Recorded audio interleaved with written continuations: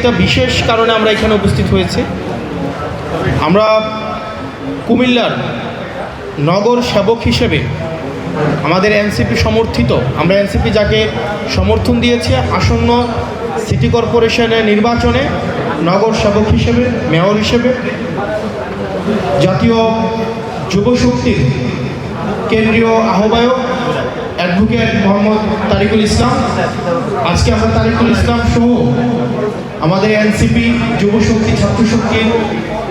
আমাদের শ্রমিক শক্তি, নারী শক্তির আমাদের যে সমন্বয় মিটিং ছিল সেটির মধ্য দিয়ে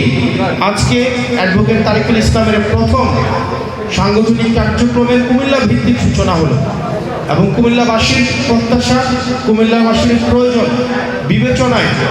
অ্যাডভোকেট তারিকুল ইসলাম তার সাংগঠনিক কার্যক্রম, তার নির্বাচনী কার্যক্রম, তার নির্বাচনী এই জার্নি সেটি পুরোটাই পরিচালিত করবে। কুমিল্লাবাসীর প্রত্যেকটা মানুষের কাছে আমাদের প্রত্যাশা থাকবে, যেভাবে গত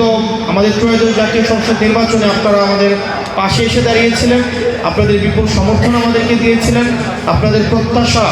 এবং অভিযোগ প্রাপ্তিগুলো আমাদের কাছে এসে বলেছিলেন, ঠিক একইভাবে আপনারা অ্যাডভোকেট তারিকুল ইসলামকে ঠিক সেভাবে আপনারা গ্রহণ করে নেবেন। আমরা অ্যাডভোকেট তারিকুল ইসলাম এই কুমিল্লার আধুনিকীকরণ,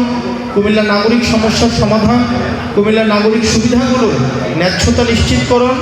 নাগরিক খুব নিরসনকল্পে প্রয়োজনীয় ব্যবস্থা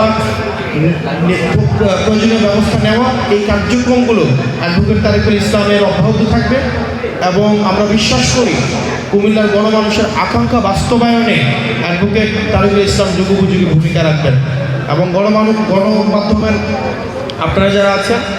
আপনাদের প্রতিও আমাদের আহ্বান থাকবে, প্রত্যাশা থাকবে, আপনারাও অ্যাডভোকেট তারিকুল ইসলামকে আপনাদের পেশাদের এই জায়গা থেকে তার যেই মানুষের প্রতি যেই তার বার্তা, মানুষের প্রতি যেই তার কমিটমেন্ট, ম্যানিফেস্টো, ম্যান্ডেট, সেগুলো মানুষের কাছে পৌঁছে দিবেন, যেটি সবসময় আপনারা করে থাকেন। ধন্যবাদ আপনাদের সবাই।